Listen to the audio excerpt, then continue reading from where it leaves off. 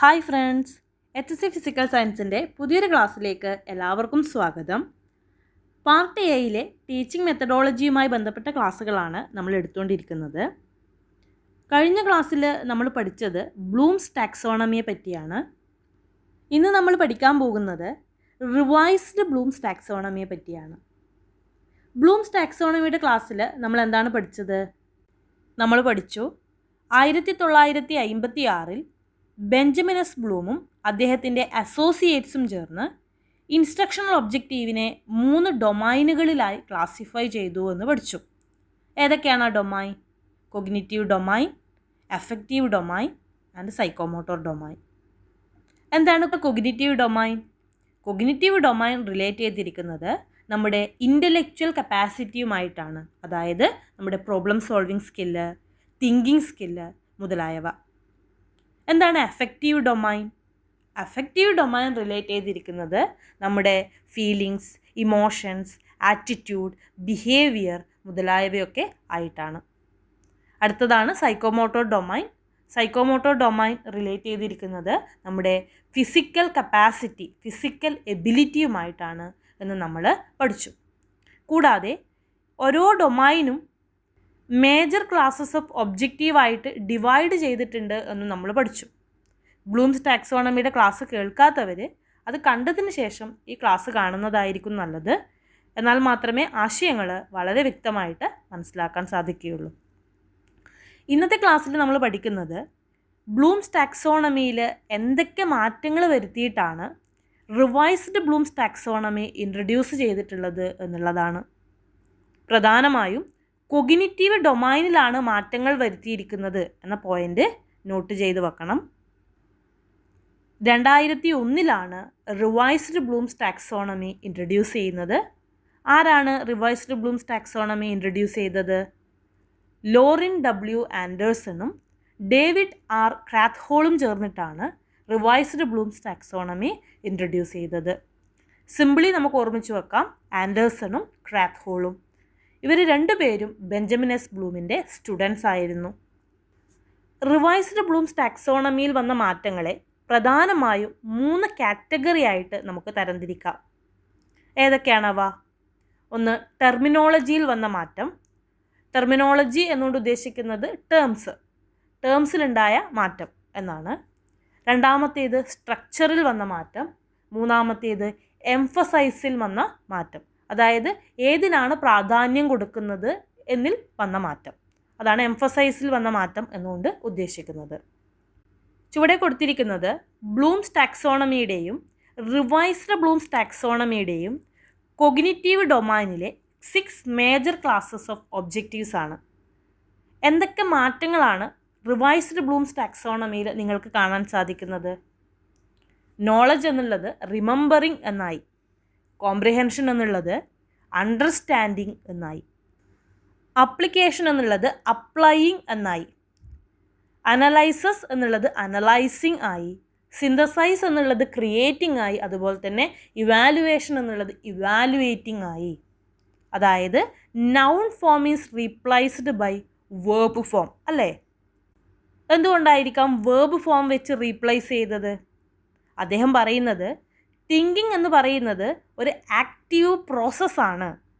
ഈ ആക്റ്റീവ് പ്രോസസ്സിനെ നമുക്ക് നൗൺ വെച്ചിട്ട് ഡിനോട്ട് ചെയ്യാൻ പറ്റില്ല. അതുകൊണ്ടാണ് എന്ത് ചെയ്തത്?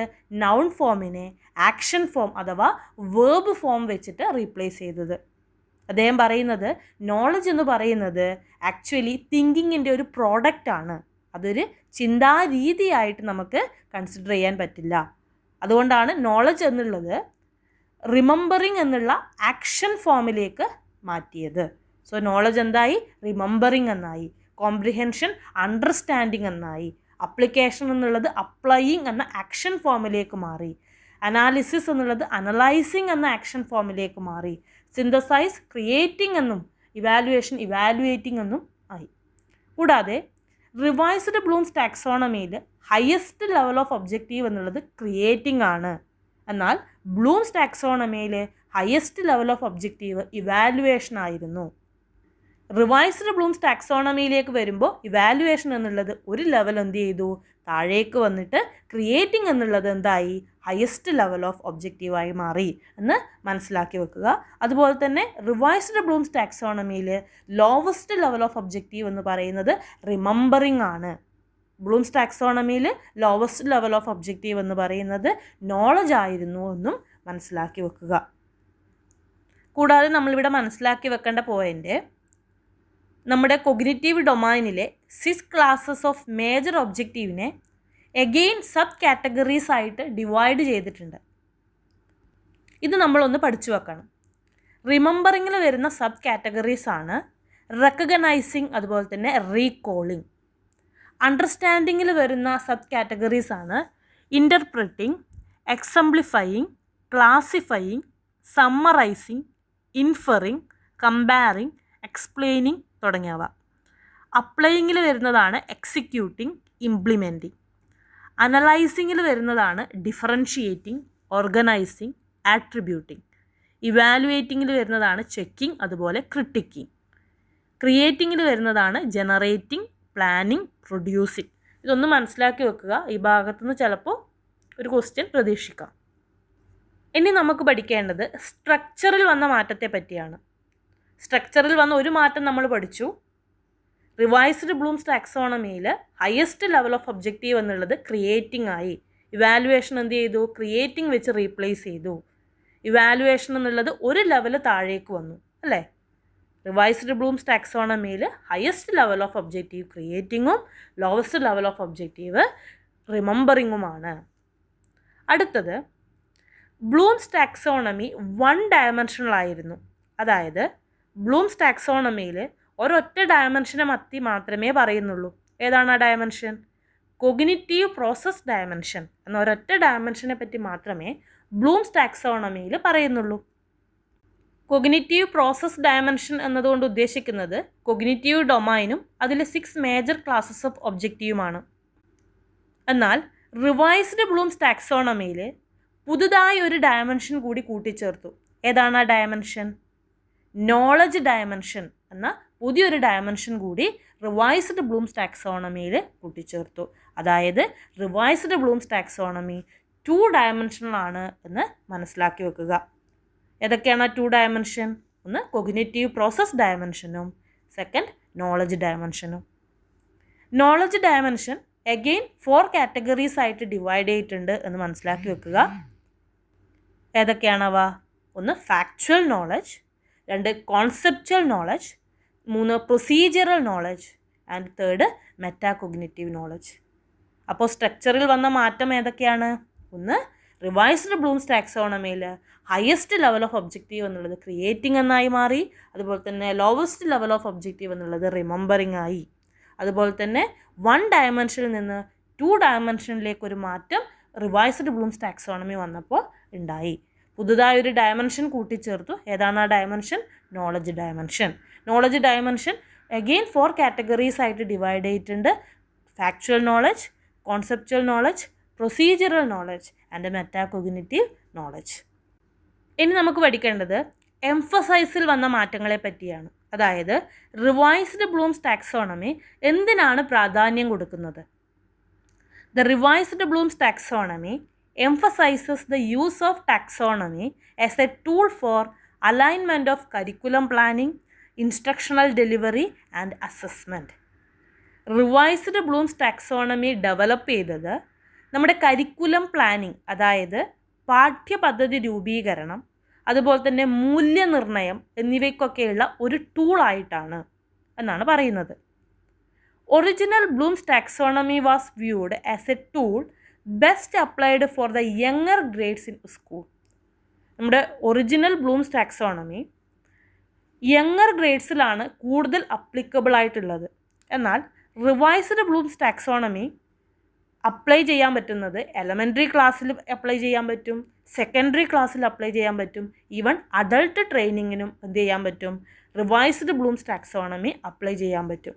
അതായത് റിവൈസ്ഡ് ബ്ലൂംസ് ടാക്സോണമി ലക്ഷ്യം വെക്കുന്നത് ഒരു വൈഡർ ഓഡിയൻസിനെയാണ് എന്ന് മനസ്സിലാക്കി വെക്കുക.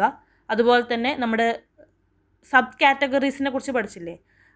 റിവൈസ്ഡ് ബ്ലൂംസ് ടാക്സോണമി സബ് കാറ്റഗറീസിനും കുറച്ചുകൂടി ഇമ്പോർട്ടൻസ് കൊടുക്കുന്നുണ്ട് എന്ന പോയിൻറ്റും മനസ്സിലാക്കി വെക്കുക. ഇന്നത്തെ ക്ലാസ്സിൽ നമ്മൾ പഠിച്ചത് റിവൈസ്ഡ് ബ്ലൂംസ് ടാക്സോണമിയെ പറ്റിയാണ്. ബ്ലൂംസ് ടാക്സോണമിയിൽ എന്തൊക്കെ മാറ്റങ്ങൾ വരുത്തിയിട്ടാണ് റിവൈസ്ഡ് ബ്ലൂംസ് ടാക്സോണമി ഇൻട്രൊഡ്യൂസ് ചെയ്തത് എന്നാണ് നമ്മൾ പഠിച്ചത്. പ്രധാനമായും മാറ്റങ്ങളെ 3 കാറ്റഗറി ആയിട്ട് ഡിവൈഡ് ചെയ്യാമെന്ന് നമ്മൾ പഠിച്ചു. ടെർമിനോളജിയിൽ വന്ന മാറ്റം, സ്ട്രക്ചറിൽ വന്ന മാറ്റം, അതുപോലെ എംഫസൈസിൽ വന്ന മാറ്റം. ടെർമിനോളജിയിൽ വന്ന മാറ്റം എന്താണ്? Noun form is replaced by verb form or action form. Knowledge എന്നുള്ളത് റിമെമ്പറിങ് ആയി, കോംപ്രിഹെൻഷൻ എന്നുള്ളത് അണ്ടർസ്റ്റാൻഡിങ് എന്നായി, അപ്ലിക്കേഷൻ എന്നുള്ളത് അപ്ലൈയിങ് എന്നായി, അനാലിസിസ് എന്നുള്ളത് അനലൈസിങ് എന്നായി, സിന്തസൈസ് ക്രിയേറ്റിംഗ് ആയി, ഇവാലുവേഷൻ ഇവാലുവേറ്റിംഗ് ആയി. കൂടാതെ ഹയസ്റ്റ് ലെവൽ ഓഫ് ഒബ്ജക്റ്റീവ് എന്ന് പറയുന്നത് റിവൈസ്ഡ് ബ്ലൂംസ് ടാക്സോണമിയിൽ ക്രിയേറ്റിംഗ് ആണ്. അതുപോലെ ലോവസ്റ്റ് ലെവൽ ഓഫ് ഒബ്ജക്റ്റീവ് എന്ന് പറയുന്നത് റിമെമ്പറിംഗ് ആണ്. കൂടാതെ 1 ഡയമെൻഷൻ ആയിരുന്ന ബ്ലൂംസ് ടാക്സോണമി എന്തായി മാറി? 2 ഡയമെൻഷനായി മാറി. ഏതാണ് പുതുതായി കൂട്ടിച്ചേർത്ത ഡയമെൻഷൻ? നോളജ് ഡയമെൻഷൻ എന്നൊരു പുതിയ ഡയമെൻഷൻ കൂടി കൂട്ടിച്ചേർത്തു. നോളജ് ഡയമെൻഷൻ അഗെയിൻ 4 കാറ്റഗറീസ് ആയിട്ട് ഡിവൈഡ് ചെയ്തിട്ടുണ്ട്. ഏതൊക്കെയാണവ? Factual knowledge, conceptual knowledge, procedural knowledge and metacognitive knowledge. അതുപോലെ തന്നെ നമ്മൾ പഠിച്ചു എംഫസൈസിൽ എന്തൊക്കെ മാറ്റങ്ങൾ വന്നു. റിവൈസ്ഡ് ബ്ലൂംസ് ടാക്സോണമി ഡെവലപ്പ് ചെയ്തത് പാഠ്യപദ്ധതി രൂപീകരണത്തിൻ്റെയും മൂല്യനിർണ്ണയത്തിൻ്റെയും ഒരു ടൂൾ എന്ന നിലയിലാണ് എന്ന് നമ്മൾ പഠിച്ചു. അതുപോലെ തന്നെ റിവൈസ്ഡ് ബ്ലൂംസ് ടാക്സോണമി എലമെൻ്ററി ക്ലാസ്സസിലും സെക്കൻഡറി ക്ലാസ്സസിലും അഡൾട്ട് ട്രെയിനിങ്ങിലും അപ്ലൈ ചെയ്യാൻ പറ്റും എന്ന് നമ്മൾ പഠിച്ചു. എന്നാൽ ബ്ലൂംസ് ടാക്സോണമി ലോവർ ഗ്രേഡ്സിൽ മാത്രമേ അപ്ലൈ ചെയ്യാൻ സാധിക്കുകയുള്ളൂ എന്നും പഠിച്ചു. ക്ലാസ്സുകൾ വ്യക്തമായി എന്ന് വിചാരിക്കുന്നു. ക്ലാസ് ഇഷ്ടപ്പെടുന്നുണ്ടെങ്കിൽ ലൈക്ക് ചെയ്യുക, അതുപോലെ തന്നെ ചാനൽ സബ്സ്ക്രൈബ് ചെയ്യുക.